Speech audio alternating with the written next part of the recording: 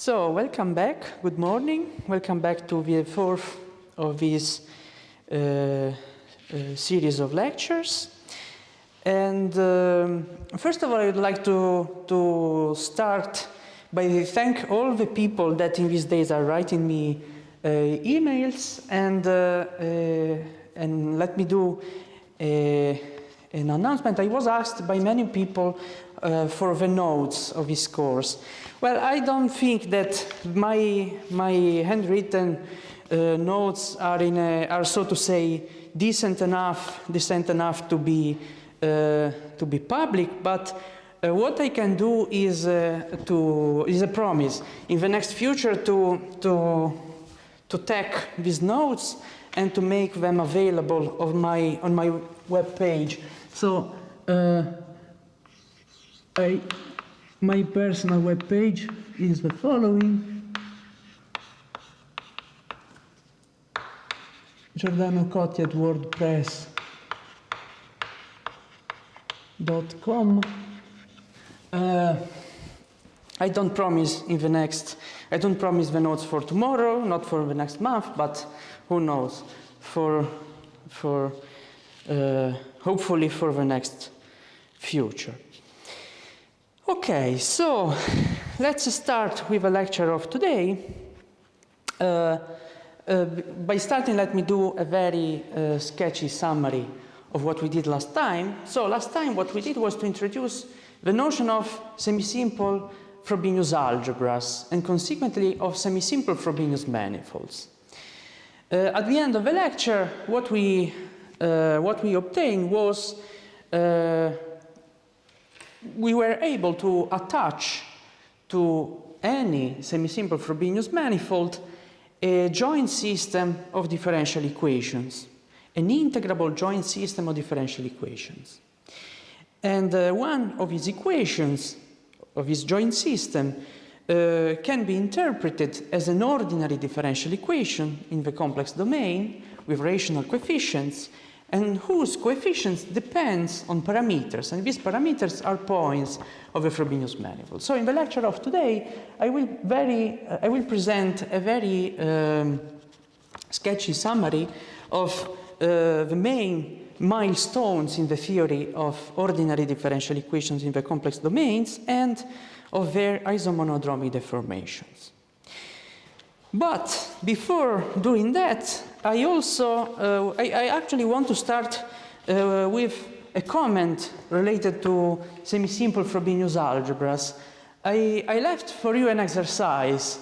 I told you that I asked you to check in the list of Frobenius algebras I gave to you in the first of the lectures to check which Frobenius algebras are semisimple and which not. Well, almost all of them are not semisimple. So we have semisimple Frobenius manifolds in the example 0, the trivial example, in which we just take the algebra to be the field K. We have an interesting example in example 1. If we consider the functions on a finite set, well, this is a semisimple algebras. You just take idempotents are functions which are valued 1 at the points and 0 everywhere else. But already something interesting arises in the infinite dimensional case. I gave to you, so to say, the infinite dimensional example by taking the continuous functions on the interval 0, 1. Well, this is interesting because in that case, and the Frobenius form is the integral with respect to Lebesgue measure. And in that case, it is interesting because we don't have nilpotents, but we don't have idempotents. So this is to underline the fact that in the theorem, the initial theorem of the last lecture, it is important the finite dimensionality of the algebra. Then we had example 4, cohomologies. Cohomologies are nilpotents. We clearly have nilpotents, and just take a top degree cohomological class, take its square, it is obviously 0. And so in particular, example 3, the polynomial algebra quotient out by the ideal Tn is important, clearly. And also example 5 is in general important. But I want to spend some words about example 2, that is the example related to representation theory of a finite group. So let me recall what we did. What I did was the following. I consider G to be a finite group.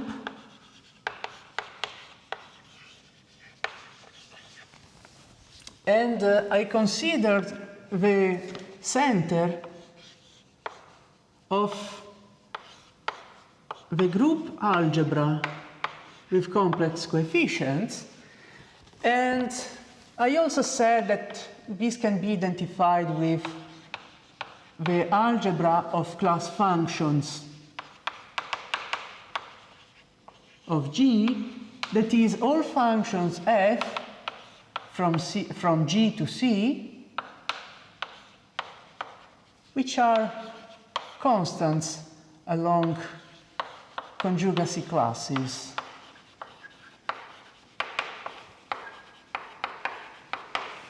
And the product is a convolution product. That is to say, if we have F1 and F2, their product G equals, I prefer to use this integral notation, integral over G of F1 evaluated at H, F2 evaluated at GH inverse in the mu H, where here I am considering the counting measure. So the question is this Frobenius algebra semi-simple or not? Well, it is. It is a theorem of Maschke,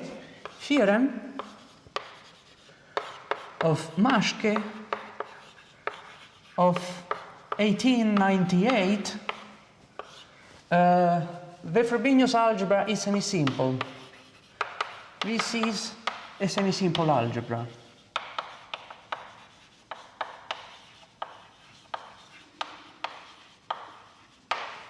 And I also want to find explicitly the idempotency of the algebra. So, whenever we have a finite group, it is a well-known result that we have a finite number of irreducible representation of a group. And by the way, such finite number equals the class number of a group, that is, the number of conjugacy classes of a group. So let me denote by V1, Vn, the irreducible representations of a group G, and let me also denote by Chi1, Chi-n, the characters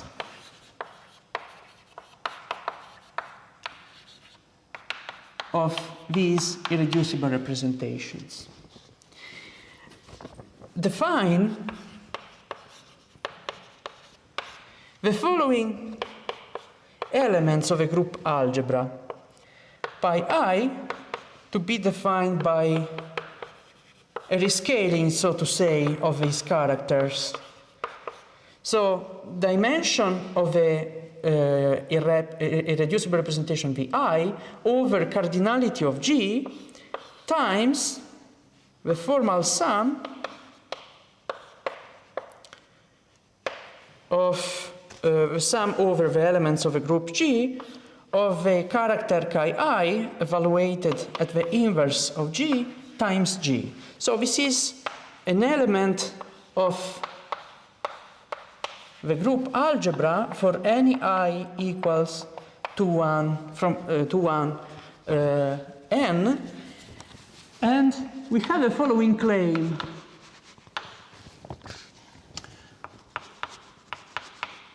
Any pi I is an element of a center That's clear. These are just under these identifications. Well, clearly characters are class functions.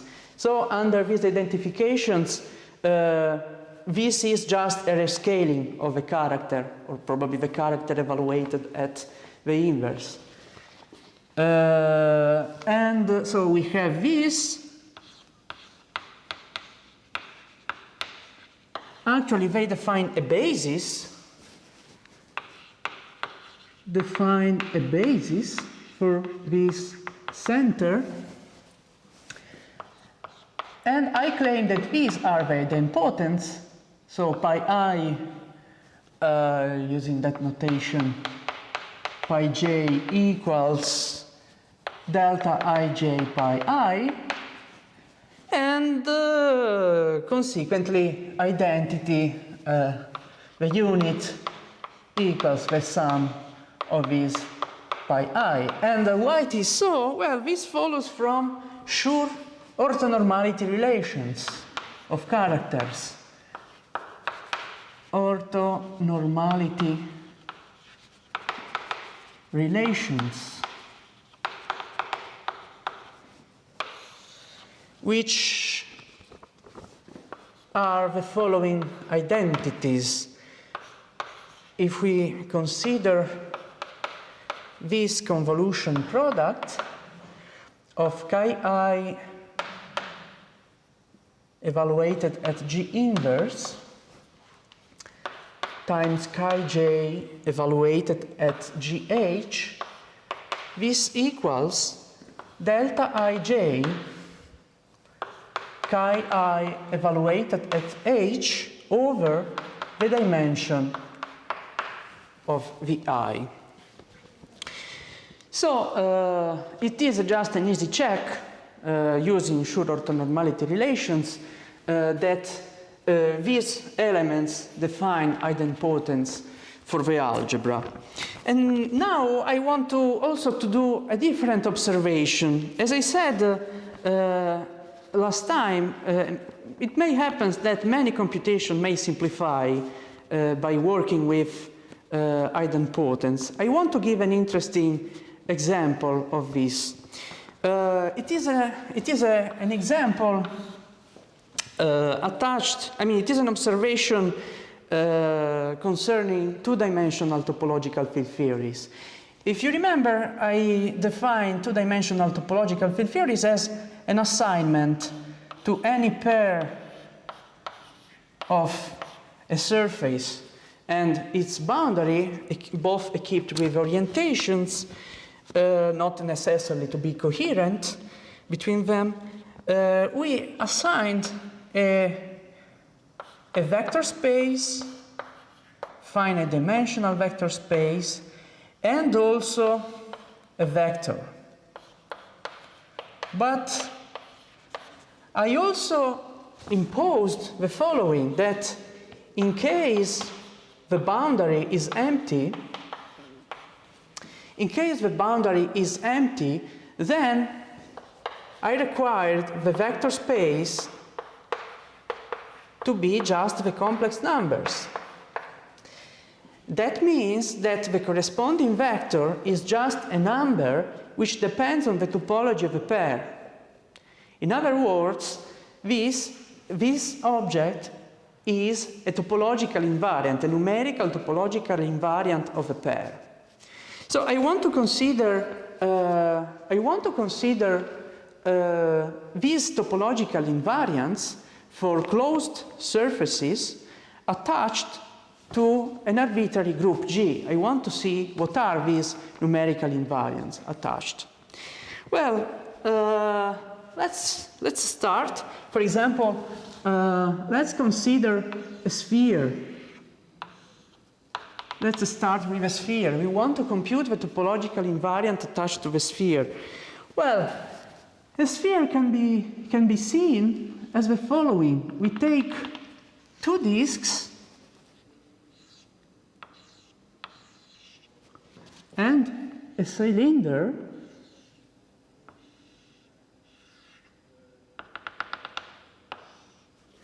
and we can glue this let me do better this.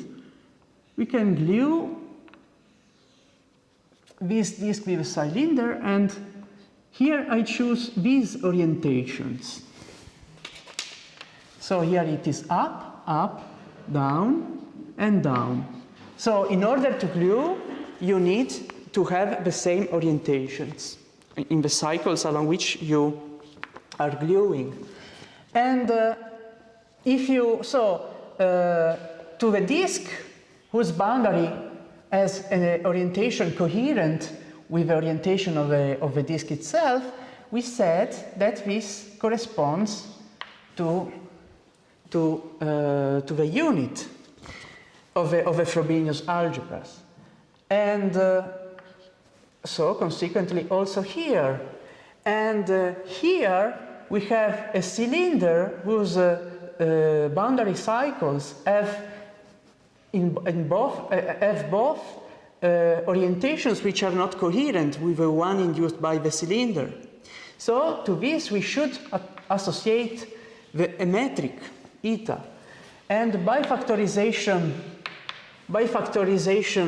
axiom, we need to do what? We need to consider this tensor product and to contract over all possible indices.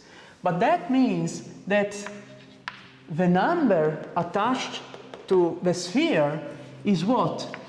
Is the norm of the unit of the algebra. And I want now to use, so here when I write 1, I am denoting the unit of a center of a group algebra of G.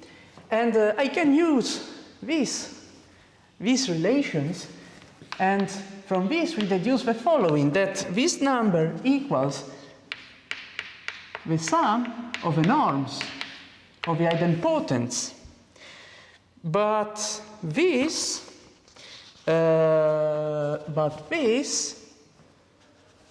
equals, I recall you that the Frobenius form is defined as evaluation at the identity of a group. And from this, it is easy to see that this equals the sum over I of the dimension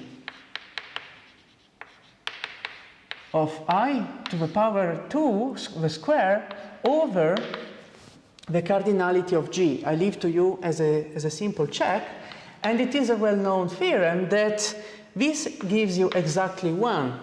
If you take the sum of the square of a dimension of a reducible representation, you obtain the cardinality of a group. So the number, the topological invariant attached to the sphere, is just 1. Let's go further and let's take the torus. So the torus can be seen as follows. We take just 2 cylinders and we glue them along the boundaries, and we need to choose orientation as follows. Here we take up, up, up, and up. And, well, one of the two, this cylinder, the cycles at the boundary has orientation which are not induced by the surface. So this is eta. This, on the contrary, has orientations coherent with the orientation of a surface. So this is eta inverse. And we need to consider this tensor product and to contract all possible indices. But that means that the number attached to this is the trace of eta times eta inverse. But this is just what? We have an identity matrix and we are just counting the number of ones. But this is what? This is the class number of G. That is, it is the dimension of the center of a group algebra.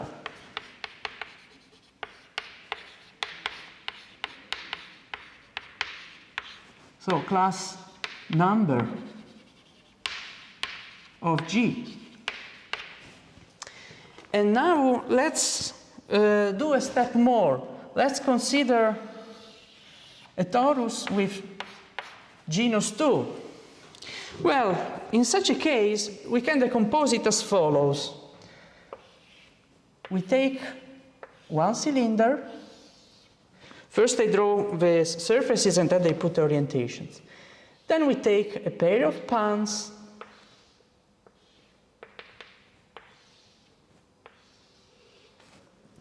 Then I take another cylinder.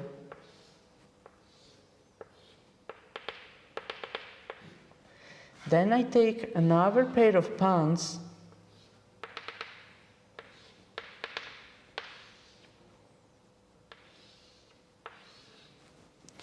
And then I take another cylinder. And now I have to choose orientation properly, so here I put up, up, up, up. Here I put up, here I put down, here I put down, and here down, down, and consequently here down and down.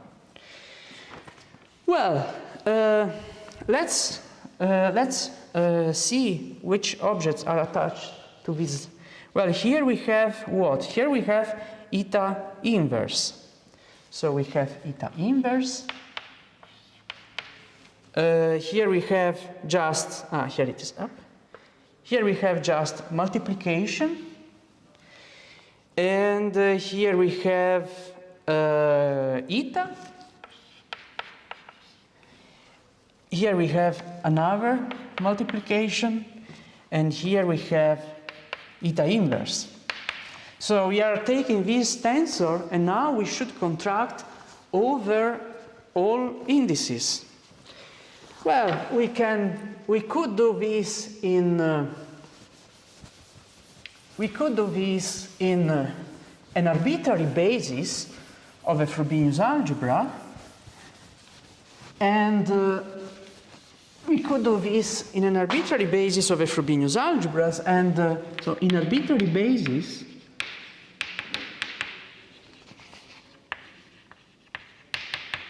these numbers, by contracting over all possible indices, equals the following. Eta alpha beta, C alpha beta gamma, eta gamma lambda, C lambda mu mu, eta mu mu. And here the sum is over all possible alpha, beta, gamma, lambda, mu, and nu. And okay, this is the number attached to the surface of genus 2, but if we work in idempotent basis, we have a further simplification, because recall that Cijk equals delta ik times delta jk. That is, we reduce the following. That sum equals the sum of what? Of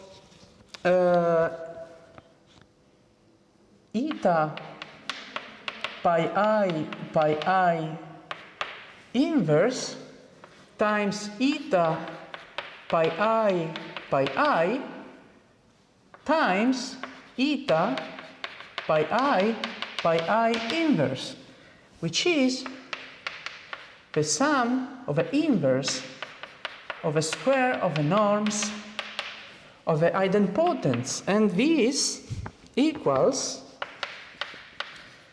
the sum of the cardinality of G over the square of the dimensions of irreducible representations. Well, you could do this in general, and you can repeat this decomposition procedure for an arbitrary surface of genus G, and you obtain the following, that if you have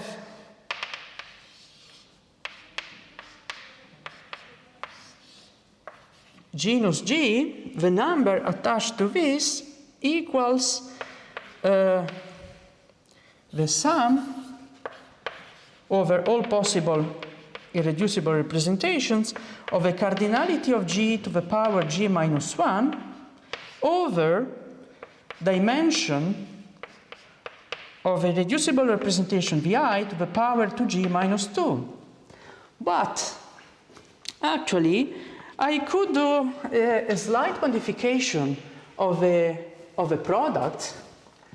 I could do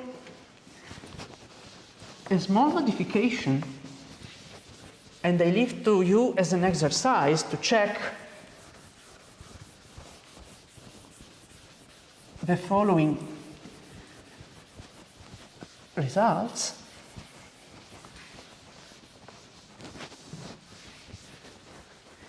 So let's repeat. Now what you obtain is the following. Here I put the genus, and here I put the invariant. By the way, from a physical point of view, this invariant is the partition function for the quantum field theory associated with the surface. You see, when Atiyah introduced this axiomatic approach to topological field theories, it was a mathematical way to bypass the definition of path integral. He didn't want to you cannot define the path integral, so he decided to set a bunch of axioms so that the axiom of two-dimensional topological field theories allow us to attach a topological invariant. And this is the result of a path integral, so to say. And so here we have, so in genus 0, we had 1. In genus 1, we had the class number of G. And here, so arbitrary genus G, we had the sum over all possible irreducible representation of the cardinality of G to the power G minus 1 over the dimension of the I to the power 2G minus 2.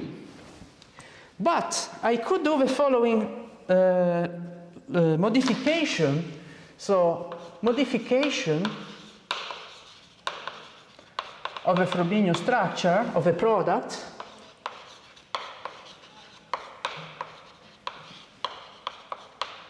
by replacing this integral with a normalized integral.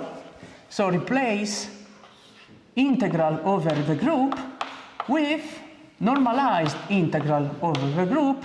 That is to say, you take the measure of a group and then you repeat exactly the same integration. In other words, you just put 1 over the cardinality of G. And you keep the same Frobenius form. So keep the same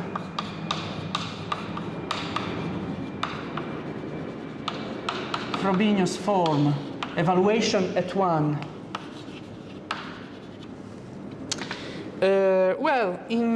With this modification, we have new idempotents.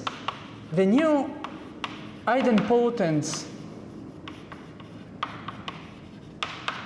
are pi I tilde equals the cardinality of G times the previous idempotence pi I. I leave to you as an exercise to check this.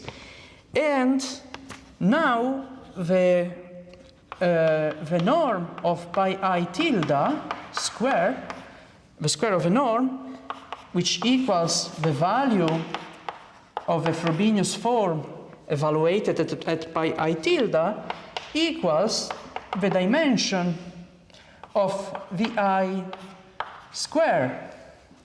And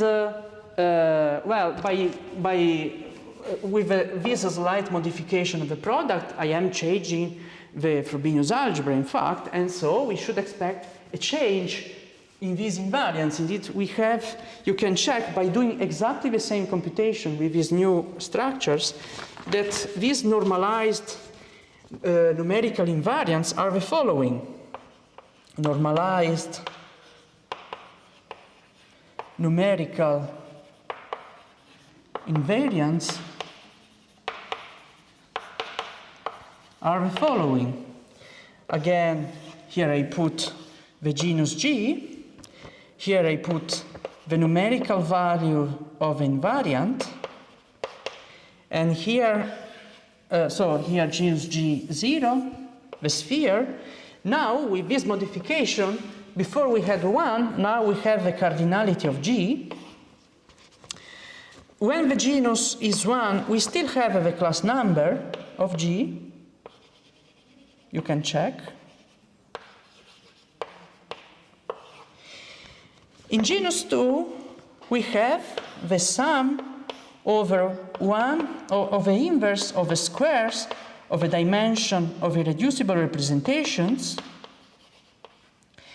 And in general, the numerical invariant attached to the surface of genus G equals the sum of 1 over the dimension of irreducible representation Vi to the power 2G minus 2.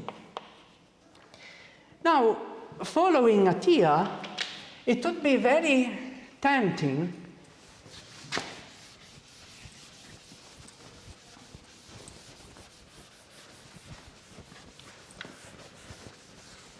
you see, this is up to now I am assuming that the group is finite, but the representation theory of finite groups as a well understood extension to the case of continuous groups, and we could I mean, you have to do some modifications. I mean, now class functions have to be interpreted as continuous class functions, and you can check that continuous class functions are a closed subspace, linear subspace of L2 functions, square integrable functions on G.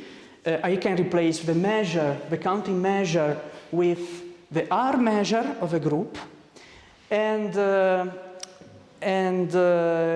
you can also show that the idempotents are indeed define indeed an orthonormal basis for the square integrable class functions of G. So it would be very tempting, as Attia noticed, to take the case of the continuous group G equal SU2. The group SU2 as, well, it is the first example of compact and non-abelian group. And we have infinitely many reducible representations in one for each non-zero dimension. And in that sense, the invariant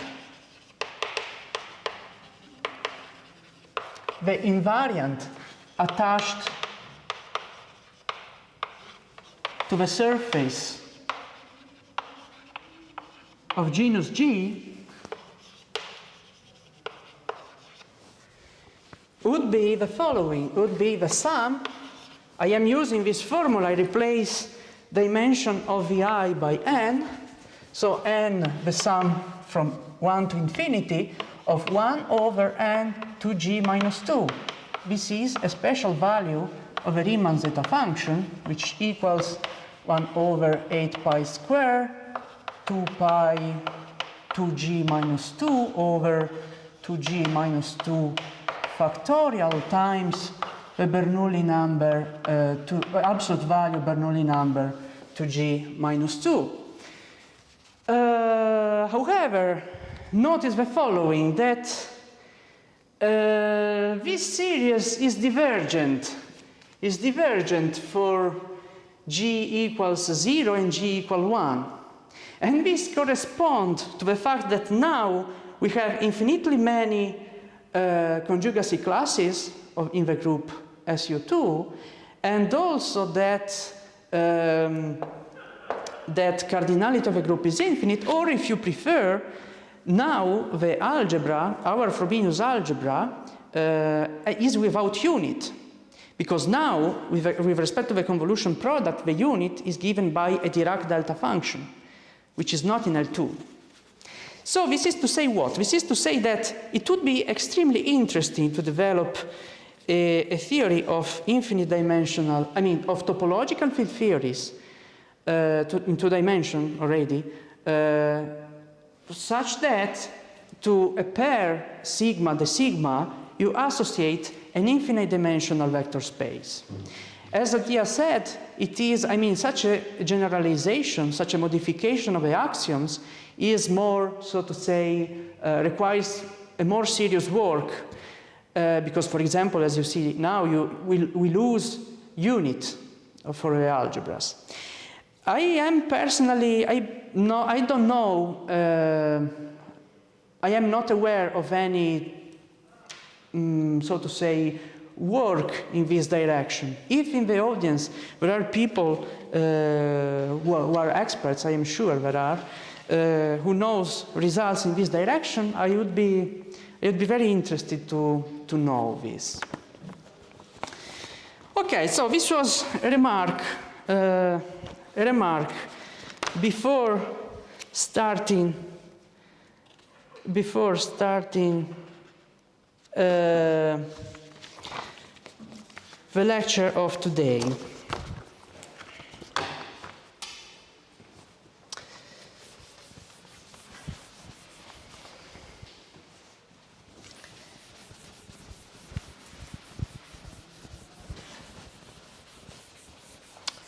Okay, so what I am going to do now is to present a short summary of the main results, basic notions in the theory of ordinary differential equations in the complex domain with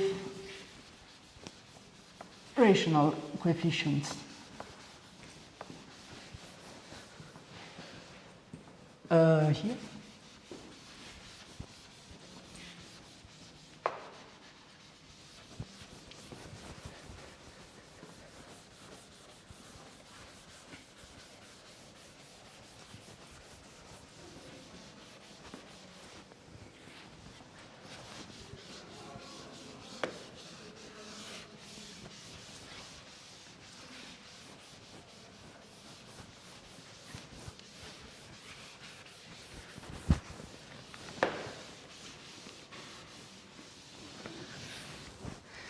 Okay, so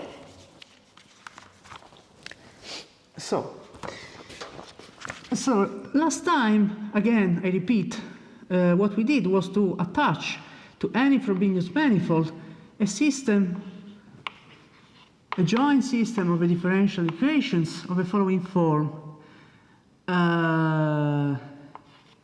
C alpha beta gamma,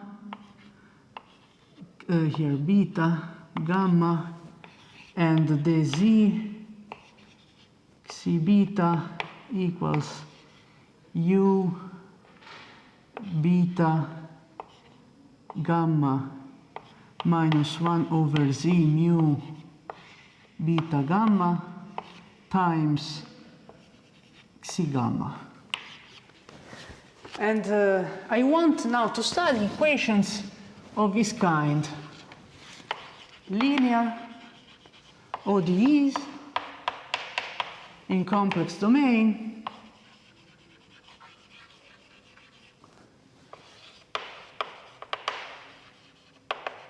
with meromorphic coefficients.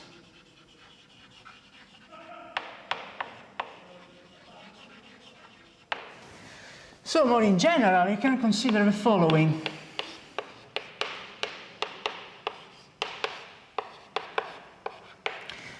Where A, the following equation, I will number this equation by 1. A is a meromorphic functions on P1, on the Riemann sphere, with values matrices and assumed to be with singularities Singularities I will denote by S fracture the set of singularity Z1, Zk. Of course, pi 1 will be identified with complex numbers plus the point at infinity. Well, we have the following general fact.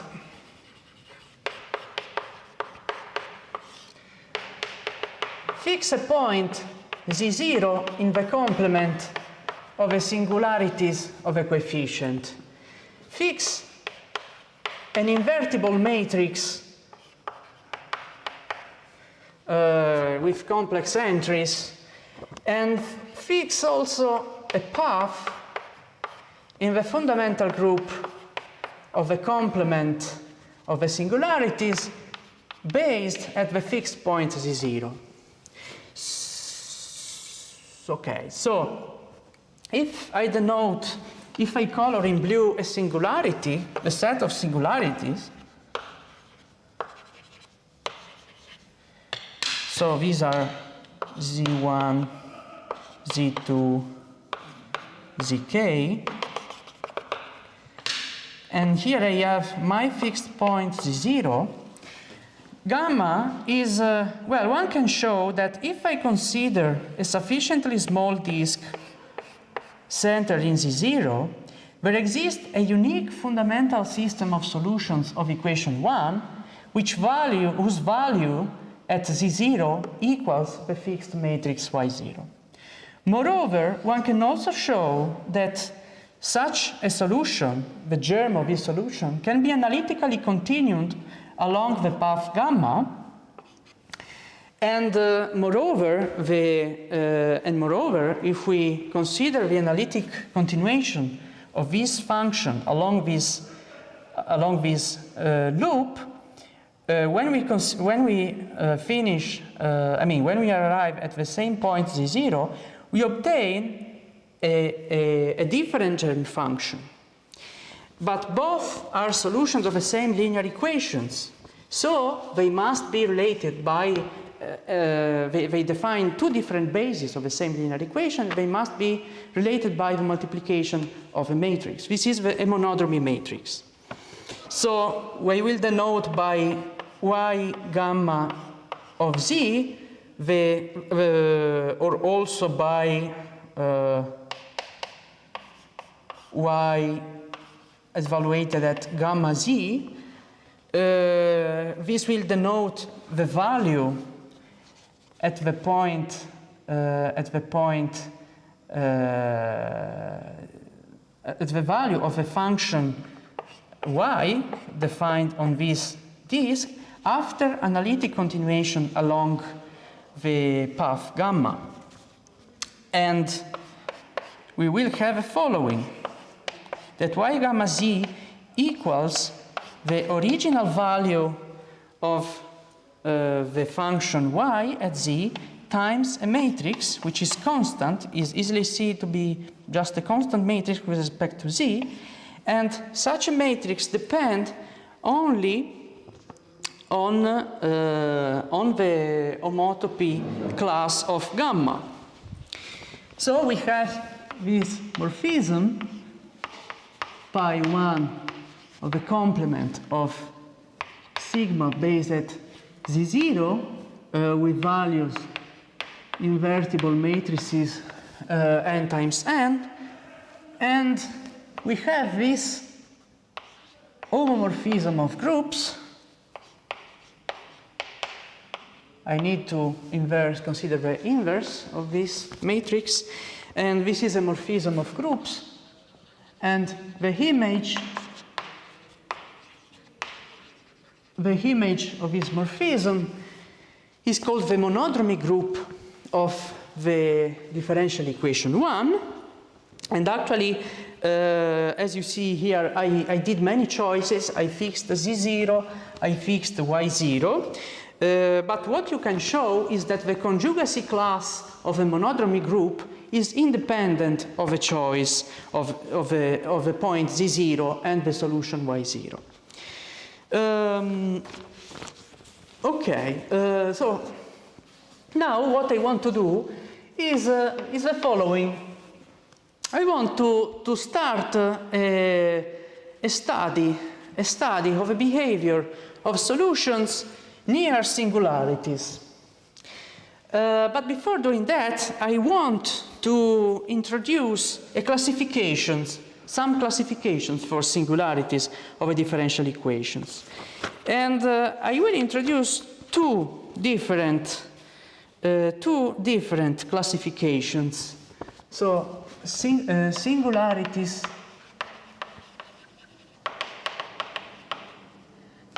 I want to discuss the nature of singularities. So if I have a point in sigma, in fracture S, that is, if I have a singularity, I will introduce the following local coordinate, xi nu, to be equal z minus z nu if z nu is different from the point at infinity, or 1 over z if z nu is the point at infinity. And this will be a local coordinate on a small disk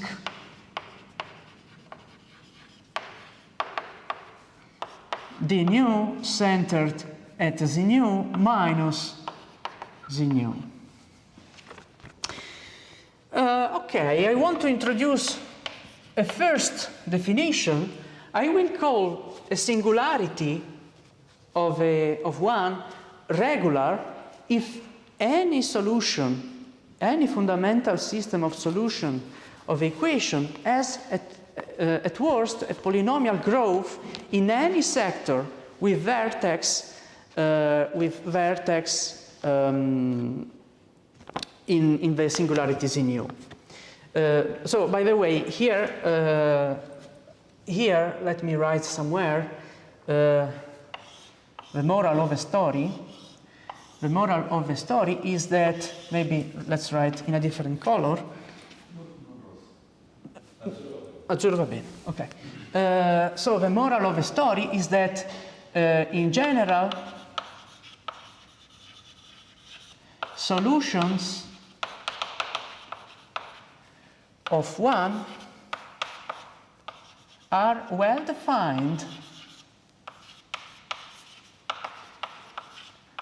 on the universal cover of pi1 minus on the complement of the singularities. So when I speak in the definition of regular singularities, I said the following: I will call a singularity regular if any fundamental system of solutions has at worst polynomial growth in any sector with vertex z nu. When I mean sector, I mean in this universal cover.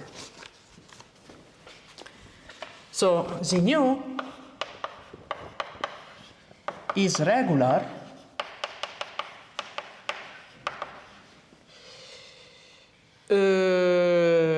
if for any solution, for any fundamental system of solutions, y, we have the following.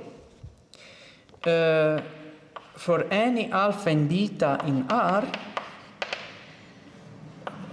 whose difference is between 0 and 2 pi, there exist two constants c and k, real and positive, such that the norm of y at xi nu is less or equal to a constant times the norm of xi nu to the power minus k. If xi nu tends to 0 in the sector alpha argument of xi nu beta. So this is what I mean by polynomial growth. This is the formal definition of regular singularity. And otherwise, if a singularity is not regular, it will be called irregular. Otherwise, the singularity is irregular. So at irregular singularities, we expect, we don't have polynomial growth. We may also have exponential growth of solutions. But there is also a second way to distinguish singularities, and according to the so-called Poincaré rank. So let us expand in Laurent series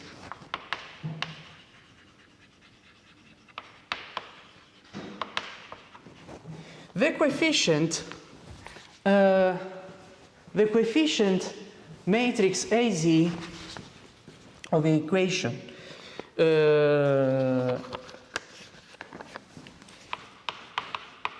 near the singularity Z nu. Actually, these are coefficients of a differential form, and we will have something like that.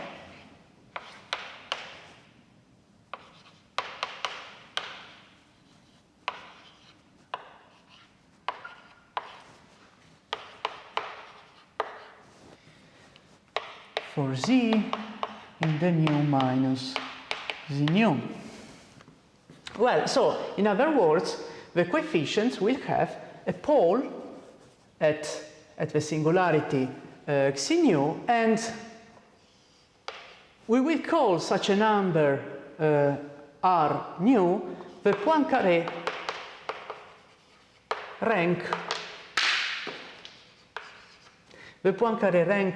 of the singularity Z nu.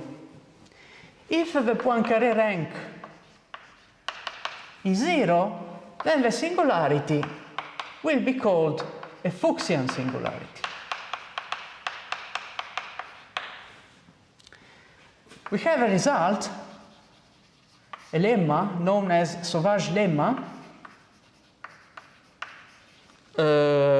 of 1886, which is the following. Fuchsian implies regular. So if you have a Fuchsian singularity, you have a regular singularity. Near a Fuchsian singularity, solution have polynomial growth. But the opposite in general is not true. And here you are for a counterexample. Consider the following system.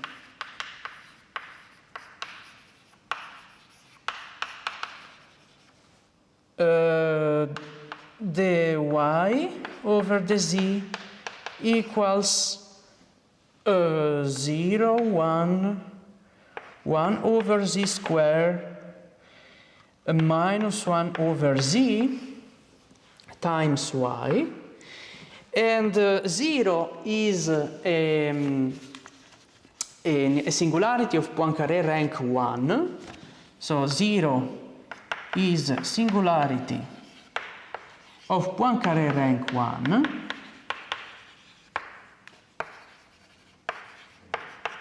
But we have the following fundamental system of solutions. Y of z equals z 1 over z 1 minus 1 over z squared. And as you can see, we have a polynomial behavior close to the singularity 0.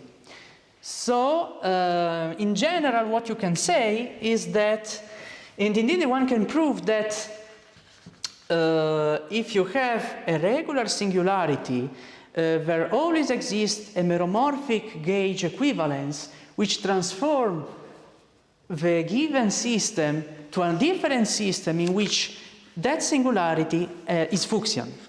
So indeed, one should speak of the true Poincaré rank of a singularity. Okay, so what I did now was to introduce a distinction of singularities. What I am going to do now is a different thing. I introduced this classification of singularities. I want to study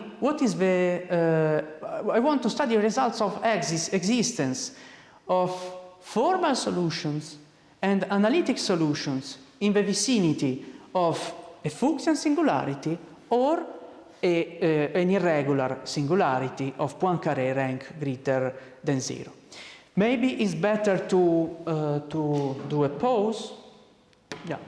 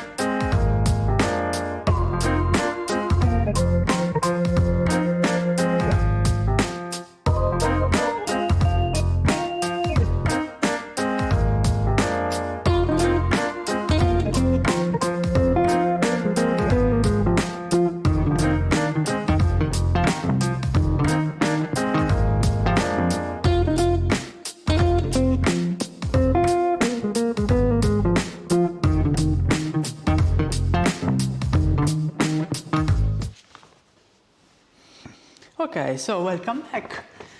So, as I said, now what I want to do is to study solutions of the differential equation 1 in the vicinity of singularities in case of Poincaré rank 0, Fuchsian singularity, or Poincaré rank higher than 1. You see, whenever, the first thing one could do is, if we have a differential equation, well, let's start looking for formal solutions of this equation. That is, an expression which will involve some power series, a priori divergent, and let's see what we have. So now consider a singularity in fractor S, which is a Fuchsian singularity for 1. We will have the following expansion of a coefficient. We will have A0 over xi nu plus A1 plus A2 xi nu plus higher order terms in the xi nu. Again, here everything is in a disk with center xi nu and pointed.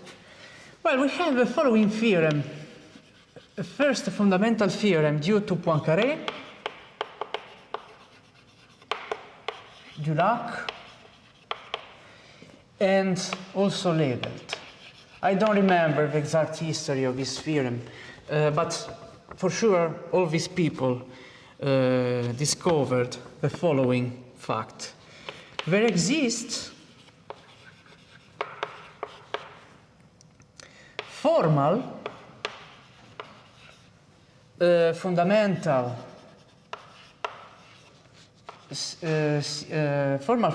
systems of solutions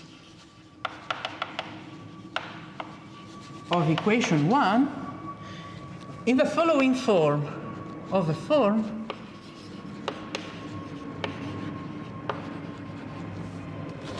so now we are assuming that the singularity is Fuchsian, so we should expect solution with at worst polynomial behavior close to the singularity. And indeed we have the following: y of z equals p nu times a formal power series identity plus sum from 1 to infinity over j fj xi nu j times xi nu to the power delta times xi nu to the power s plus r. So as you see, the variable xi nu as just, we have just a polynomial behavior with respect to the variable xi nu. I have to explain who are these gadgets. So where the matrix P nu is an invertible matrix with complex entries such that it puts in Jordan form the coefficient A0.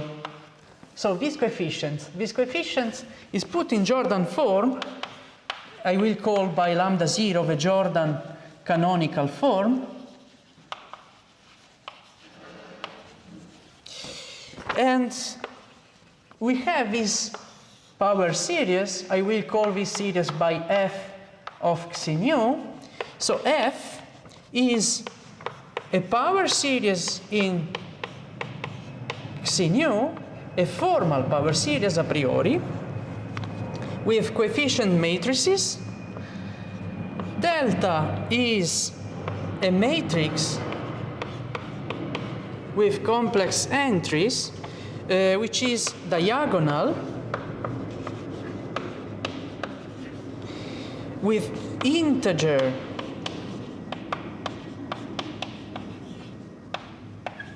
entries S, the matrix S, is a Jordan matrix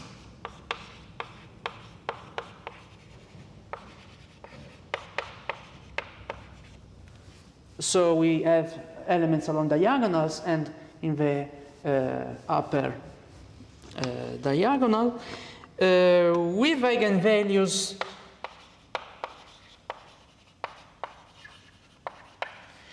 rho 1, rho n, with real part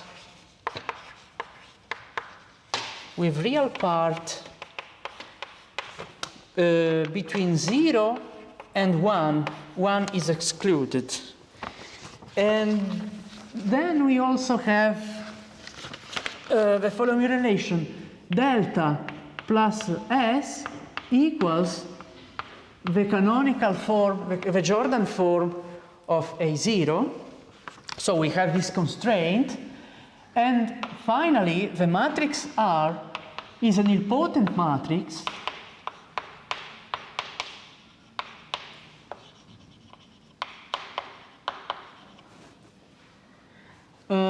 which is non-vanishing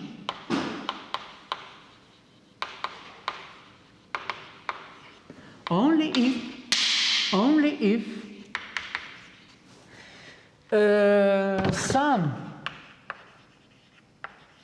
of the eigenvalues of A0 differ by a non-zero integer.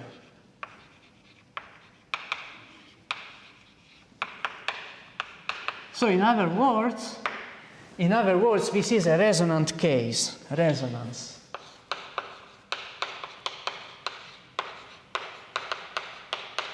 So in case A0 is a matrix whose eigenvalues differ by a non-zero integer, then we also have such a matrix R. If we don't have such a matrix R, well, we can write this product xi to the power delta times xi to the power s as a single term, which is xi to the power lambda 0. But in general, we have the following form. Well,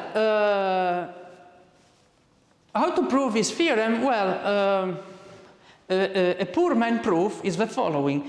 You just take this ansatz for the solution, you put these ansatz into the equation, and you obtain some recurrence equations for the coefficients of j and for the matrices delta, s, and r. And this is a PUR main proof. You have to show that this is, these equations are always solvable.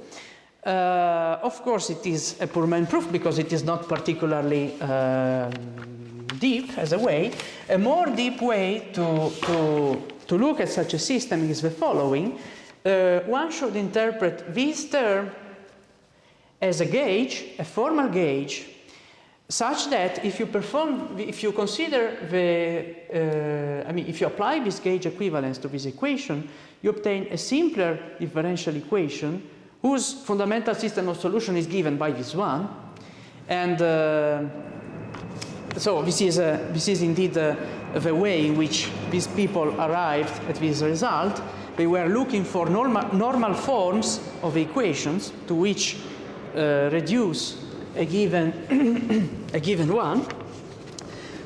And let me also say the following important fact. Important. The formal power series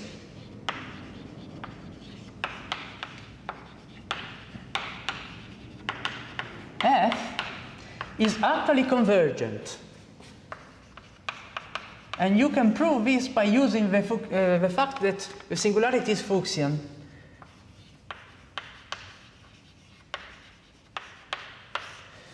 So by the fact that the series is actually convergent, what you obtain is that this function is actually an analytic, genuine, fundamental system of solution for the singularity, for the equation.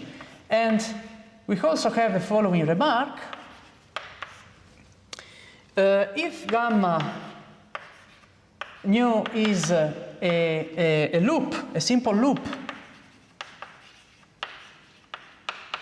around the singularity z nu, then we are immediately able to say what is the monodromy around this loop, because we just read from the expression. It is so the only possible multi-valued term here is just this last one, because here you see whenever we have this, of course behind there is a logarithm, right?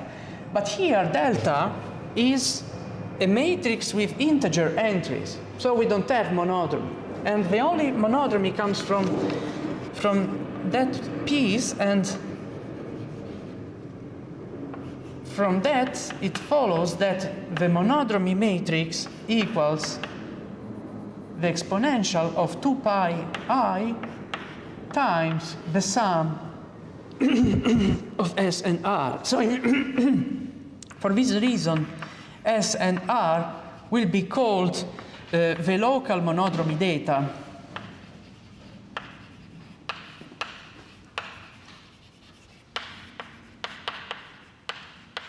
At the singularity z nu. But let's now move on and let's see what is going on in the case of a singularity of Poincaré rank greater than 1. Well, we have the following. So z nu now is a singularity of Poincaré rank greater or equal than 1, and now we will have the following Laurent expansion for the coefficient. We have A, I will denote A minus R nu, the coefficient of xi nu to the power R nu plus 1, plus plus a term A1 plus a term A2 xi nu plus times the xi nu. So this is the expansion of a coefficient of equation in the Lorentz expansion around the singularity z nu. In the case in which the Poincaré rank is greater or equal than 1.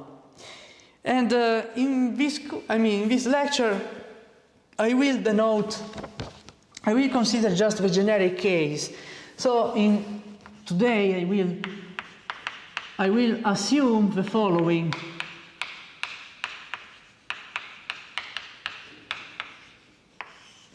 Main assumption. The eigenvalues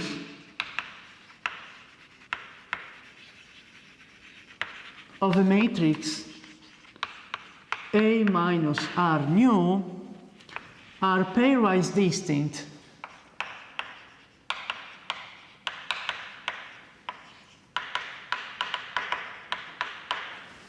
And in particular it is a diagonalizable matrix. So I will introduce a matrix pi nu invertible such that this product equals a matrix lambda minus R nu diagonal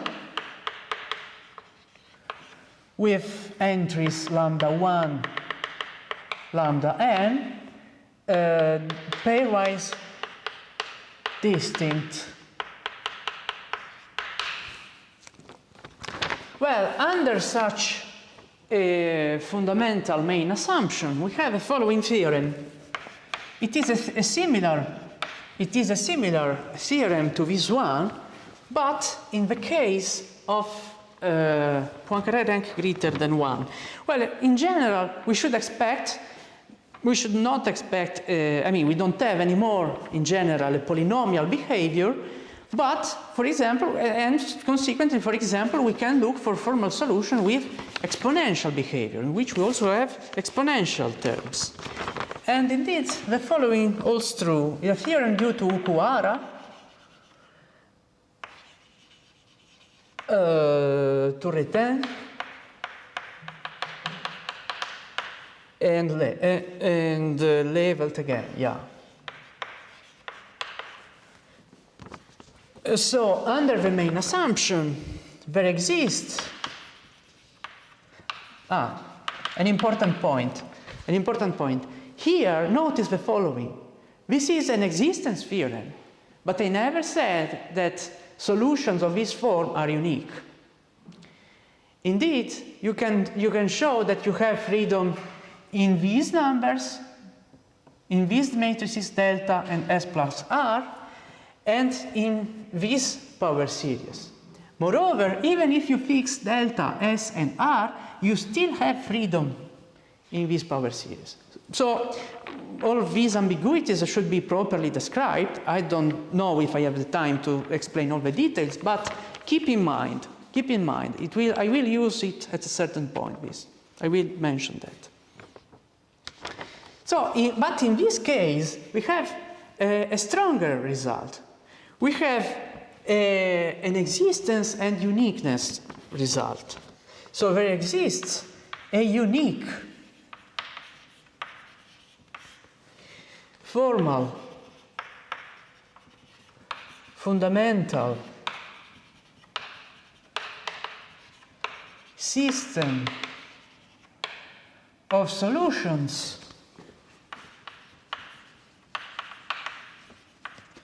of the following form. So we have y of z, again p nu times the same power series with some coefficients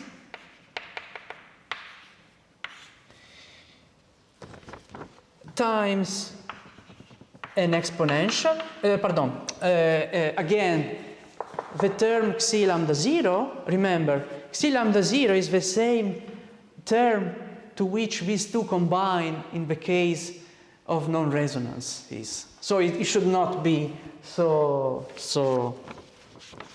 weird up to now, but now we also have an exponential term. And this exponential term is given by the following. Sum. The leading term is given by this diagonal matrix lambda minus r nu over minus r nu to the power xi nu to the power lambda minus r nu over minus r nu times xi nu to the power minus r nu plus plus lambda minus 1 over minus 1 to the power xi nu to the power minus 1. And I will write all these terms in a more compact form. Well, I will denote by, as before, by f of xi nu this power series. Fj are matrices. And I will collect both the polynomial term and all these exponential term in a single term, and I will denote by lambda xi nu this exponent, and so lambda xi nu is defined as the sum over lambda j of lambda j over j times c nu to the power j, j from minus r nu to the 2 minus 1 plus lambda 0 times the logarithm of z. So what I did was just I consider this term inside this term by putting this logarithmic term in the exponential. And all the matrices, and moreover, all the matrices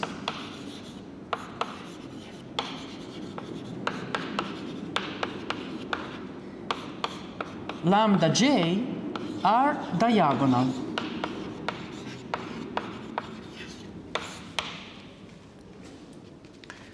So again, I don't have the time to give a proof, but you can. I mean, it could be a useful experiment exercise to for you to prove it. Just to prove this theorem just by taking these ansatz to put in this equation 1 and to try this.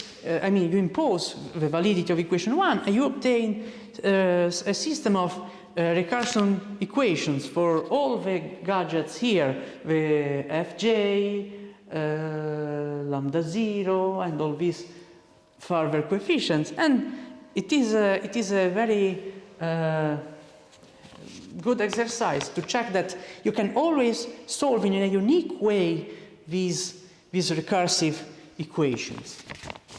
Let me also say the following, that here we have a big difference between the Fuchsian case and the case of an irregular singularity of Poincaré rank greater than or equal than 1, because now such a formal solution is uniquely formal in general. So such a formal solution does not converge in general. This series, of course, I mean, the convergence of everything, what makes formal everything is this power series. So in general, this is only let me write somewhere, only formal. I mean, I mean, only formal in general. But nevertheless, it was a remarkable intuition of Poincaré that despite the fact that these solutions are only formal, they still give us information about genuine analytic solutions of the differential equations. Indeed, what Poincaré realized is that solutions, formal solutions of this kind, prescribe the asymptotics, what today we call the Poincaré asymptotic expansions of genuine solutions of a differential equation 1 in suitable sectors in the universal cover of a complement of the singularities with vertex at z nu, at the singularity you are considering. So now what I want to explain is the following: how to lift formal solutions to genuine analytic solutions. And for that purpose, I need to introduce a notion, a relevant notion.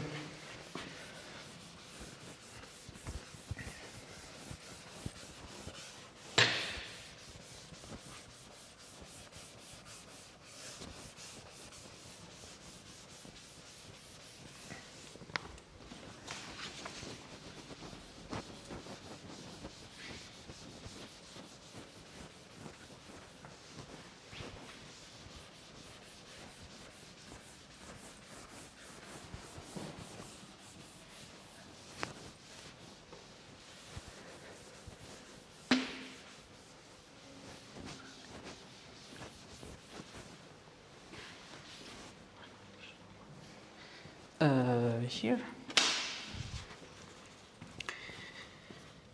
So let me write the following. Formal solutions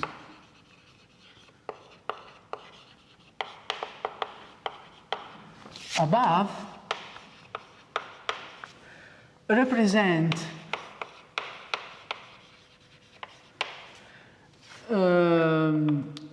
Poincaré asymptotics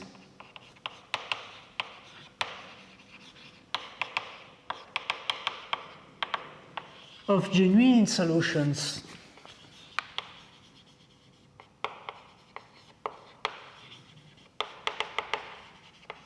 of 1 in suitable sectors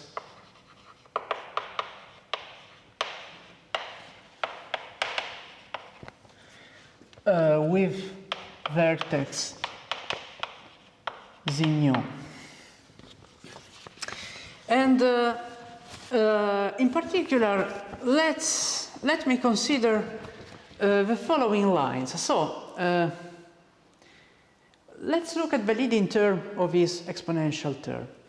In this leading term, we have exponentials of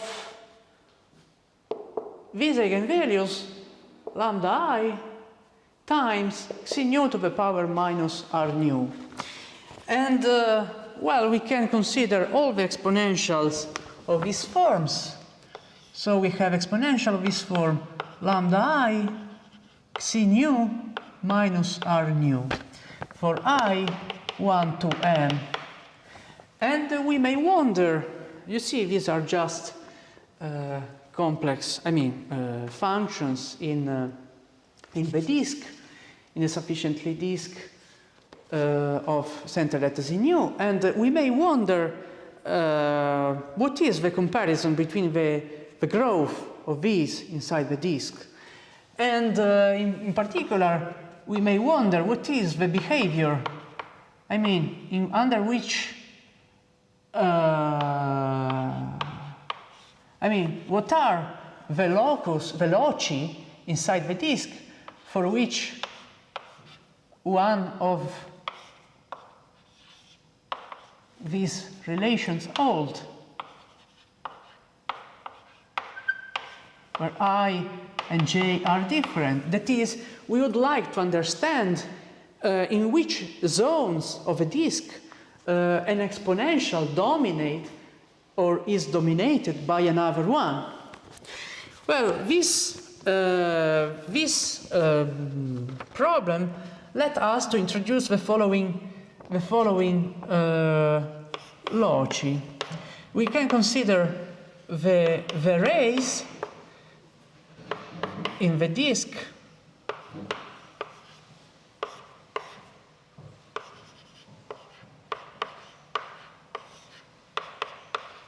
defined by the following equation: the real part of lambda j minus lambda I times xi nu to the power minus r nu, where here z is inside a disk and I is different from j, and it is an easy check to show that along this loci we have the same, so here holds true the equality.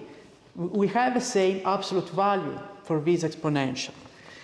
So these rays are so important that they deserve, so let me write that, so these loci are boundaries of regions of dominance, of dominance relations of exponentials of exponential, that one, exponential lambda I xi nu minus r nu, I from 1 to m. So in other words, we have the following. For example, if we fix a pair I and j, we will have some some, this equation defines some rays, and along these rays we have equality. The two exponentials have the same behavior. In the regions between these rays, one of the two exponentials dominates the other. So these rays are so important that they deserve a name. So definition.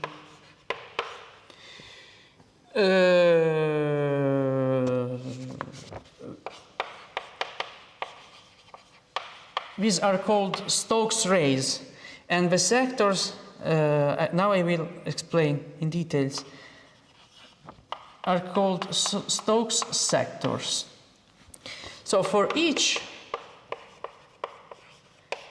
pair I and j, with I less than j, introduce two R new rays given by these equations.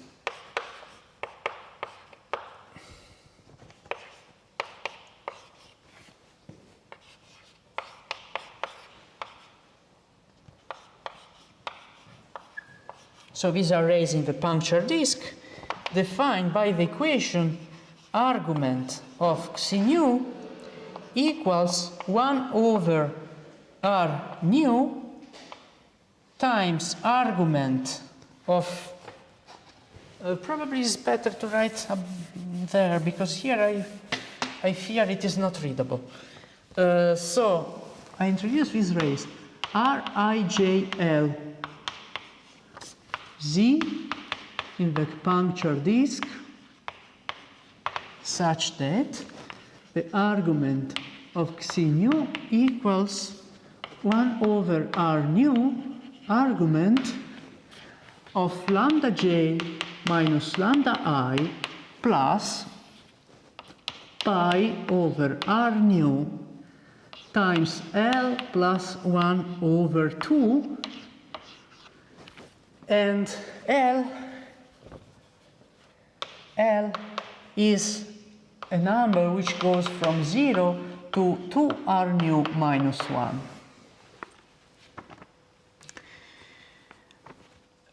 So you can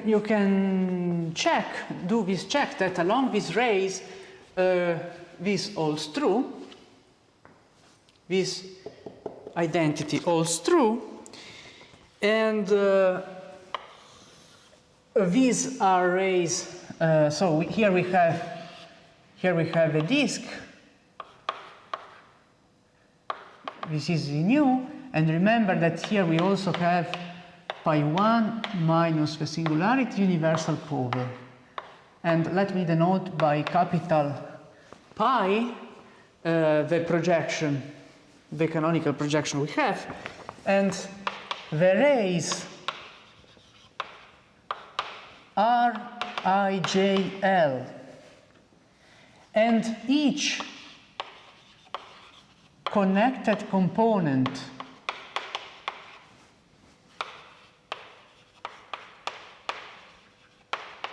of the inverse image of these rays along capital pi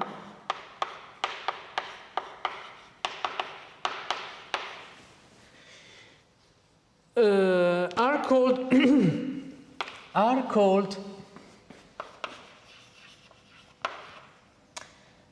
Stokes rays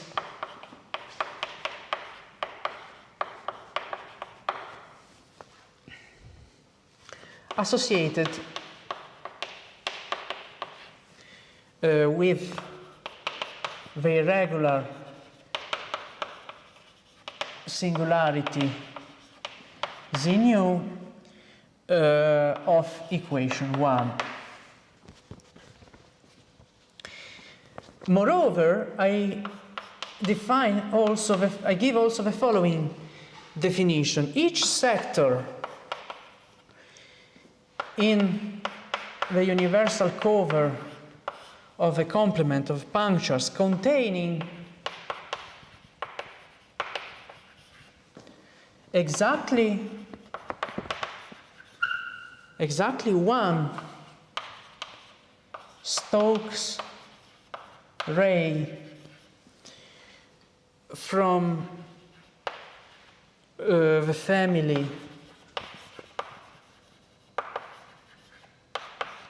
R IJL L from 0 to 2R minus 1 for each pair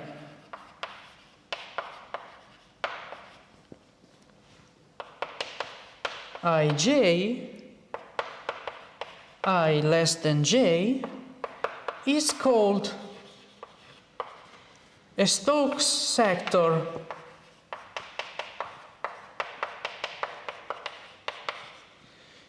at z nu. Well, the definition is not very, I suggest you to spend some time to understand the definition, but we also have a more useful result, which is a lemma, much more useful result to identify Stokes sectors, and the lemma is the following. For any sufficiently small positive real number delta, any sector of angular width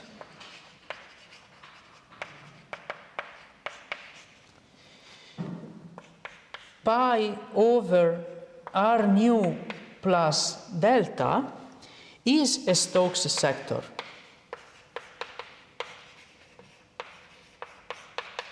So any sector whose width is slightly bigger than pi over r nu automatically satisfy this assumption, this requirement. And moreover,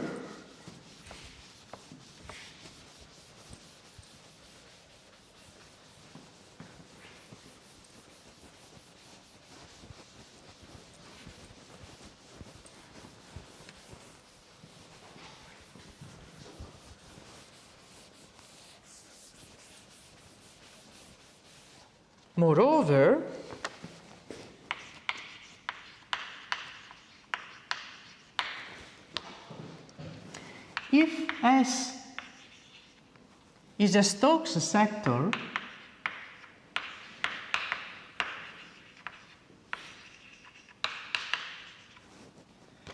then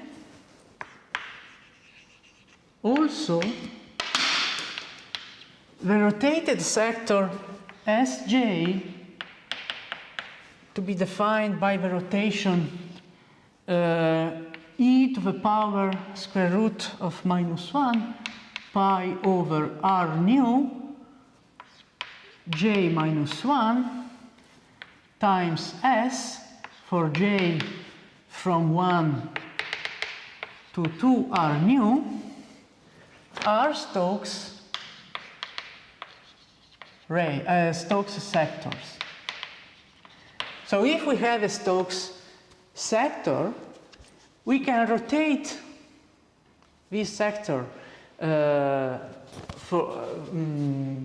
with this rotation of this angle, and we still obtain Stokes sectors. So probably it's better to do a picture just to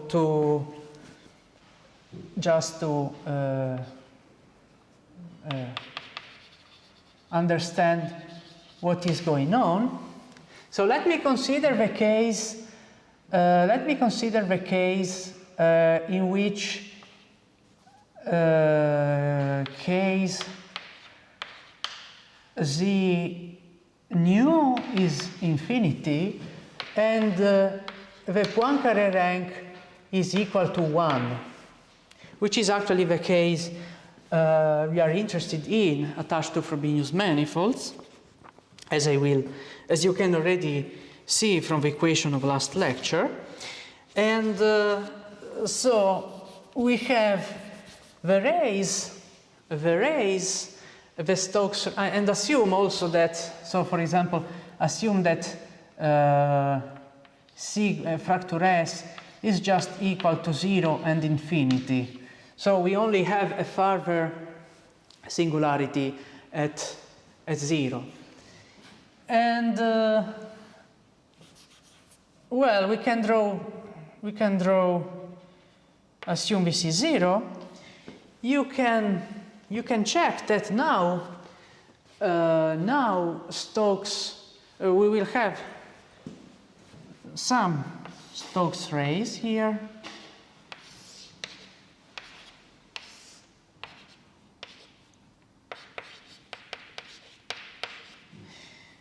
And then we should also look at the universal cover of a complement of fracture S, but we have P1 with 2 punctures, we are taking the universal cover.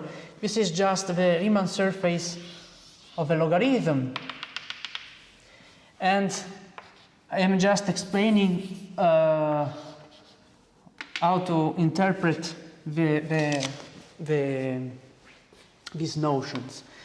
So each of these rays can be lifted to the universal cover of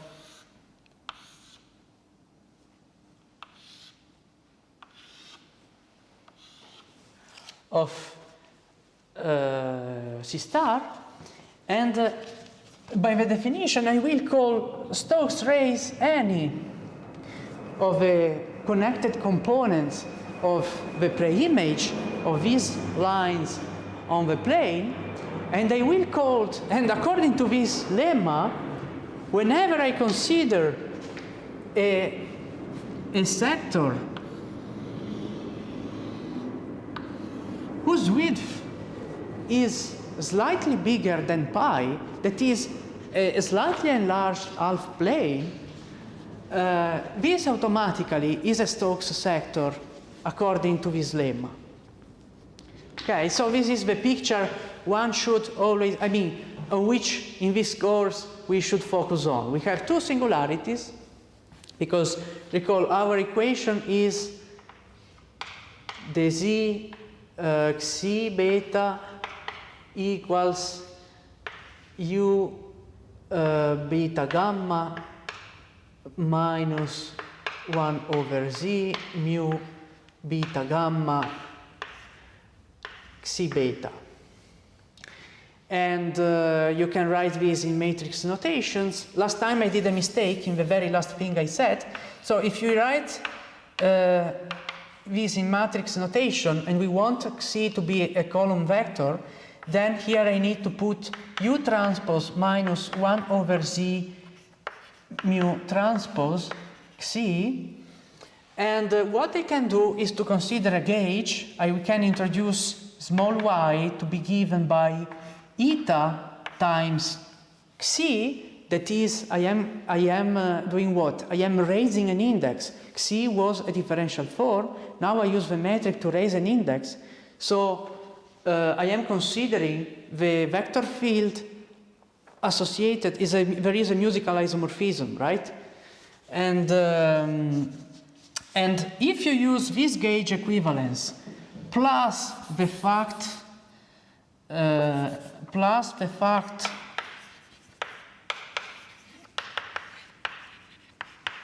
plus the identities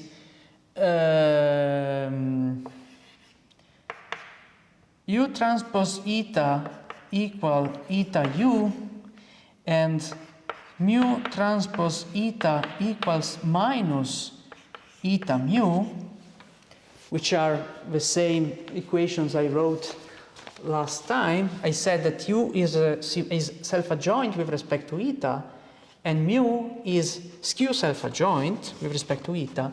Then, using this gauge plus these relations, this equation becomes the y over the z equals u plus 1 over z mu y.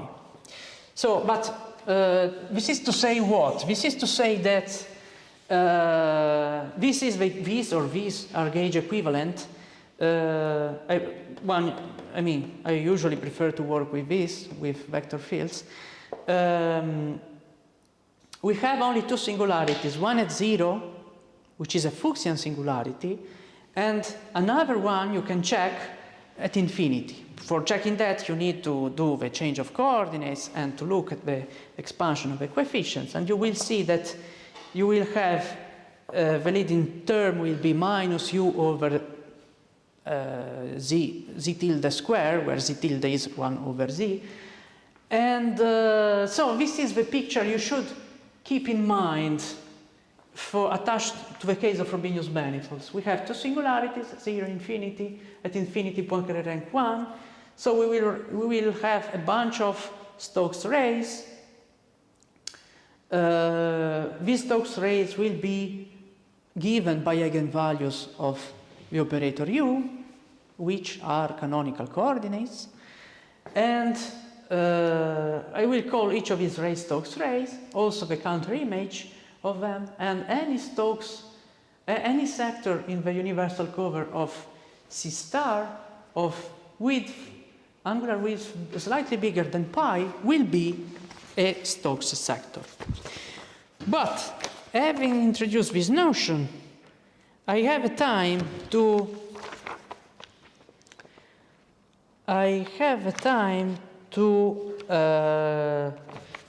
explain what is the importance for these notions. Why I am introducing all this terminology? Because recall what I want to do is to lift formal solutions to genuine analytic solutions. And we have a following remarkable theorem due to Poincare in its, it was the first who obtained this intuition, but also Shibuya.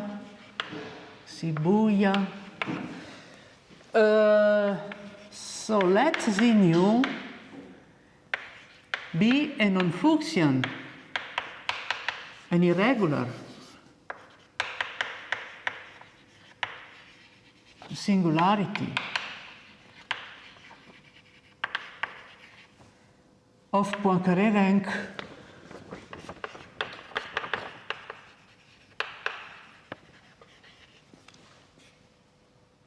R nu greater than 0 for equation 1.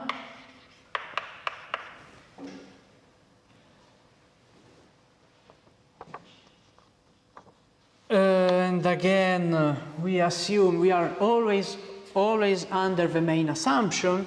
So under the main assumption,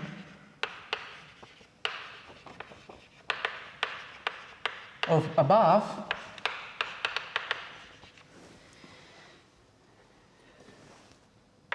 that A minus R nu as a simple spectrum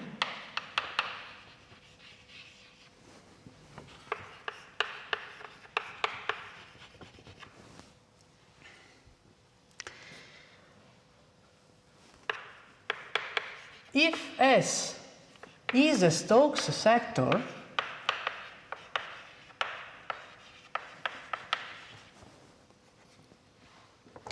there exists a unique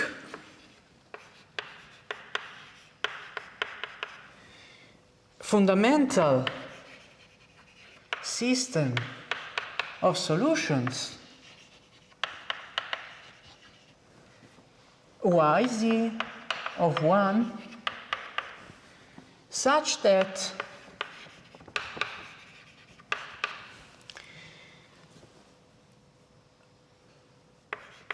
y of z is asymptotically equivalent to yf of z, where yf of z is the formal solution of a previous theorem. Formal solution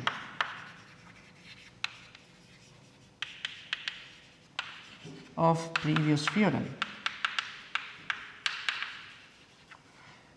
where z tends to z nu inside the sector S. And what I mean by this, well, roughly speaking, what does it mean this, roughly speaking, is the following, that we can approximate with arbitrary precision this function y of z by using truncations of the formal series I wrote before. So before we had a solution which is formal. But the theorem claims the following, that there exists on a Stokes sector a unique analytic genuine solutions which can be approximated, and this is the best approximation, by using truncation of the formal series of before, which means more formally that for any integer m and for any subsectors with compact closure in the Stokes sector S, there exists a constant which depends on m and s prime, which is real and positive, such that the norm of Pn inverse times y of z times the exponential of minus lambda xi nu minus the truncation of the first m terms of the formal series of before is the best approximation up to order m.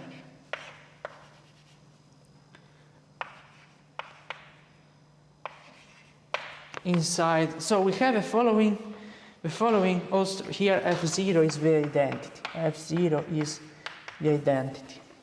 So this is the meaning of this asymptotical relation. And probably I want to, yes, I still have some minutes. I want to, to do some comments on the proof of this. I want to do some comments. So it is a theorem of existence and uniqueness. So how to prove existence? How to prove existence? Well, the way in which the existence is proved is by using a modification of a standard integral Volterra equation technique. The point is that now we have to prove existence for a matrix Y, and the point is that for any of the entries of Y, you have to choose a different contour of integration. So this is the hardest part of the proof, more technical, so to say. But for what concerns uniqueness, something, I mean, I can give you some,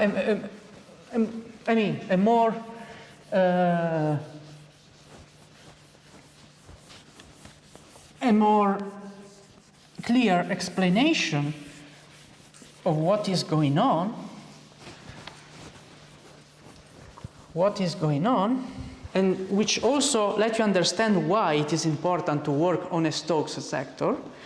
The point is that, so uniqueness, assume you have two solutions, y and y tilde, on the Stokes sector with the same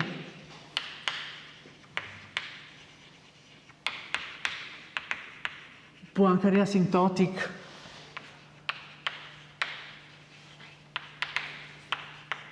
y formal. Well, but that means the following, that, well, y and y tilde are solutions of the same equations, so they must be related by a constant of a matrix which is independent of z. So in other words, I can introduce a matrix defined as the ratio y of z times y inverse tilde of z. But, and this is independent of z. And consequently, C equals the limit for z going to the nu of y of z. Well, it doesn't change much, but let's do. Yeah, no, it is important. Wait. Yes, this is true. Sorry. Because if I multiply on the right, I obtain a change of base. So before it was wrong. This is the inverse is here. Otherwise, it doesn't work. And here, okay. So C equals this limit, but these two solutions can be approximated with by the same series. So this equals the limit of z going to the nu exponential of minus lambda c. Lambda is the matrix I introduced before, times a term which is identity plus big O of xi times exponential of lambda xi, where xi is in the sector S. But in components, that means if we look at the entries of a matrix C, we have the following, that Cij equals the limit for z going to the nu of the exponential of lambda xi entry jj, diagonal entry jj, minus lambda xi diagonal entry ii times delta ij plus big O of xi. Well, but the point is that in a Stokes sector, so what we should do is to look at the leading terms of these exponentials. And in a Stokes sector, for any pair I and j, we have a Stokes ray Rij, and in particular, along this ray, we have the equality of a behavior of a two exponential. But I can choose a different path, and along which I can choose a different path along which one of the exponential dominates the other.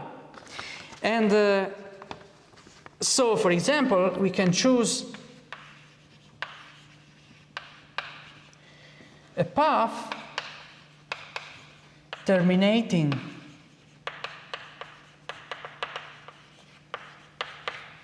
at the nu, which is the same as xi nu equals 0, along which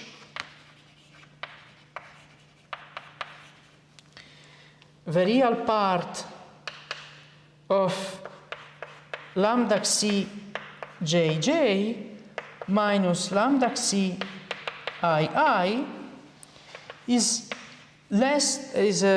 smaller than 0. But then here, so if I restrict this limit to a ray as such, then I deduce that Cij is 0.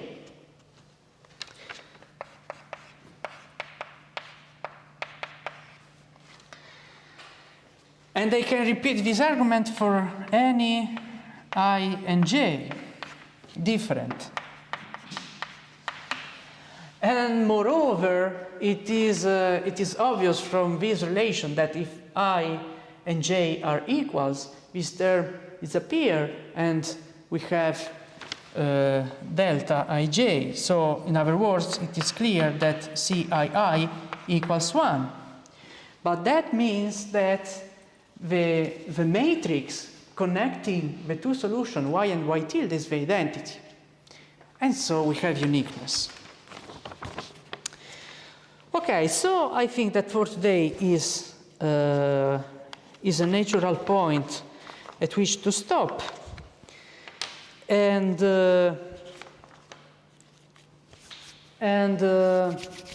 I hope to have given to you an insight in some of these milestones in the theory of ordinary differential equations. So thank you very much.